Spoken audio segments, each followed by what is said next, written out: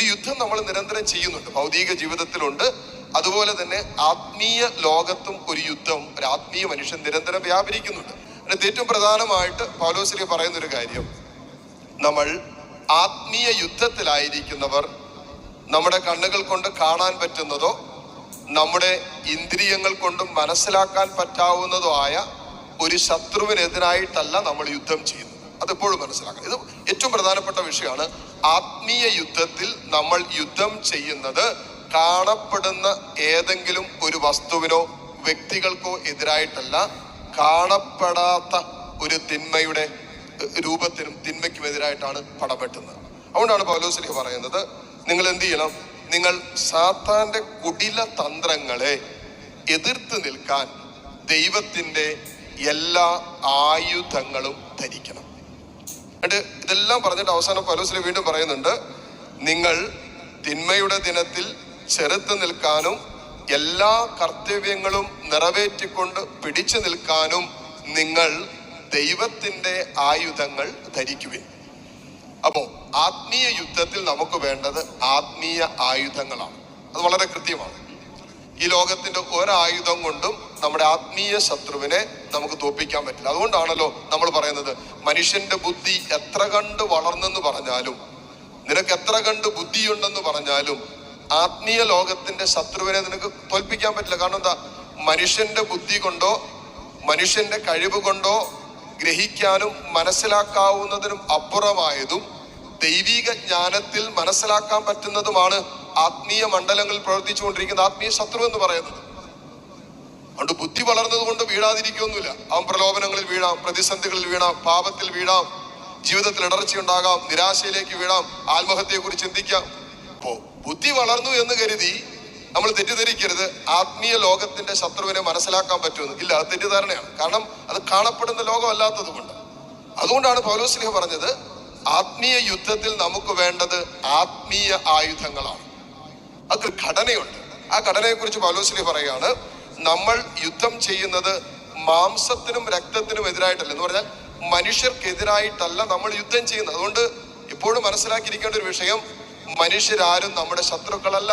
അവരെ പിശാച് എടുത്ത് ഉപയോഗിക്കുന്നു. നിന്റെ അപ്പനെ ഉപയോഗിക്കാം, അമ്മയെ ഉപയോഗിക്കാം, ജീവിത പങ്കാളി ഉപയോഗിക്കാം, മക്കളെ ഉപയോഗിക്കാം, അയൽവക്കക്കാരെ ഉപയോഗിക്കാം. എന്തിനാ? നിന്റെ ആത്മീയ ജീവിതത്തിന്റെ മേല് അധികാരമെടുക്കാൻ പിശാചിന് ആരെ വേണമെങ്കിലും ഉപയോഗിക്കാം. അവന്റെ ഉപകരണങ്ങൾ മാത്രമാണ്, അവരല്ല ശത്രു. അപ്പൊ ഉപകരണങ്ങളെ ശത്രുക്കളായിട്ട് ഒരിക്കലും തെറ്റിദ്ധരിക്കരുത്. ഇതാണ് പിശാചിന്റെ ഏറ്റവും വലിയ വഞ്ചന. പറഞ്ഞു വെച്ചിരിക്കുകയാണ്, നമ്മൾ മാംസത്തിനും രക്തത്തിനും എതിരായിട്ടല്ല പിന്നെയോ പടവെട്ടുന്നത് പ്രഭുത്വങ്ങൾ, ആധിപത്യങ്ങൾ, അന്ധകാര ലോകത്തിന്റെ അധിപന്മാർ, സ്വർഗീയ ഇടങ്ങളിൽ വർത്തിക്കുന്ന തിന്മയുടെ ദുരാത്മാക്കൾ. 4 ഘടനകളിലാണ് പറഞ്ഞിരിക്കുന്നത്. പ്രഭുത്വങ്ങൾ, ആധിപത്യങ്ങൾ, അധിപന്മാർ, ദുരാത്മാക്കൾ. ഇതുരത്തിൽ കുറെ ദുരാത്മാക്കളെ കുറിച്ച് പറയുന്നുണ്ട്. മദ്യപാനത്തിന്റെ ദുരാത്മാവ്, വ്യഭിചാരത്തിന്റെ ദുരാത്മാവ്, കോപത്തിന്റെ ദുരാത്മാവ്, വെറുപ്പിന്റെ ദുരാത്മാവ്. പിന്നെ ദുരാത്മാക്കളുടെ പ്രവർത്തനങ്ങളുണ്ട്. അത് ചില വ്യക്തികൾ പ്രവർത്തിച്ചാൽ ആ വ്യക്തികളെ ആ തിന്മയിൽ ഇങ്ങനെ കെട്ടിയിടും. അപ്പോ ഒരു ദേശത്ത് പ്രവർത്തിക്കുന്ന തിന്മയുണ്ട്, ഒരു ഇടത്തിൽ പ്രവർത്തിക്കാൻ സാധ്യതയുള്ള തിന്മയുണ്ട്, ഒരു വ്യക്തിയിൽ പ്രവർത്തിക്കുന്ന, അങ്ങനെ ഒരു തിന്മയുടെ ഒരു ഘടനയെ കുറിച്ച് പൗലോസ് പറയുകയാണ്. അതിൽ ഏറ്റവും മുകളിൽ നിൽക്കുന്നതാണ് പ്രഭുത്വങ്ങൾ, ദേശത്തിന്റെ മേൽ പ്രഭുത്വങ്ങൾ, ആധിപത്യങ്ങൾ, അധിപന്മാർ, ദുരാത്മാക്കൾ. അപ്പോ നമ്മൾ യുദ്ധം ചെയ്യുന്നത് നിസ്സാര കാര്യമായിട്ട് വിചാരിക്കരുത്. ഒരു വലിയൊരു ശത്രുവിനെതിരെ, ശത്രുവ്യൂഹത്തിനെതിരെയാണ് നമ്മൾ യുദ്ധം ചെയ്തുകൊണ്ടിരിക്കുന്നത്. അതുകൊണ്ട് അത്ര നിസ്സാരമായിട്ട് ആത്മീയ ലോകത്തിന്റെ യുദ്ധങ്ങളെ കാണാൻ പാടില്ല. അതുകൊണ്ട് പൗലോസ് കൂട്ടിച്ചേർക്കും, നിങ്ങൾ ആത്മീയ യുദ്ധത്തിൽ ആത്മീയ ആയുധങ്ങൾ ധരിക്കണം. അപ്പോ ആത്മീയ യുദ്ധത്തിന് വേണ്ട ആത്മീയ ആയുധങ്ങളാണ്. നമുക്കൊരു സാധാരണ യുദ്ധത്തിന് ഉപയോഗിക്കുന്ന ആയുധങ്ങളാണ് വെടിക്കോപ്പുകള്, ബോംബേറുകൾ, ഇതൊക്കെയാണ് ഉപയോഗിച്ചുകൊണ്ടിരിക്കുന്നത്. പക്ഷെ നമ്മൾ ആത്മീയ യുദ്ധത്തിലാണ്. ആത്മീയ യുദ്ധത്തിൽ ഇതുകൊണ്ട് ഉപകാരമില്ല, ഒരു പ്രയോജനമില്ല. ആത്മീയ യുദ്ധത്തിൽ നമുക്ക് ആത്മീയ ആയുധങ്ങളാണ് വേണ്ടത്. ആ ആയുധങ്ങളെ കുറിച്ച് പൗലോസ് കൂട്ടിച്ചേർക്കുന്നുണ്ട്. വചനം, സത്യം, നീതി, സമാധാനം, വിശ്വാസം, രക്ഷ. ഇത്രയും കാര്യങ്ങൾ പൗലോസ് കൃത്യമായിട്ട് അതിനകത്ത് എഴുതി വെച്ചിട്ടുണ്ട്. അവസാനം പറയുന്നത് ദൈവവചനമാകുന്ന വാളെടുക്കണം. അതുകൊണ്ടാണ് ഈ വചനം പഠിക്കണം, വചനം വായിക്കണം, വചനം ധ്യാനിക്കണം, വചനം കേൾക്കണം എന്നൊക്കെ പറയുന്നത്. വചനം ബൈഹാർട്ട് ചെയ്യാൻ പറ്റുമെങ്കിൽ വചനം ബൈഹാർട്ട് ചെയ്യണം എന്നൊക്കെ പറയുന്നത്.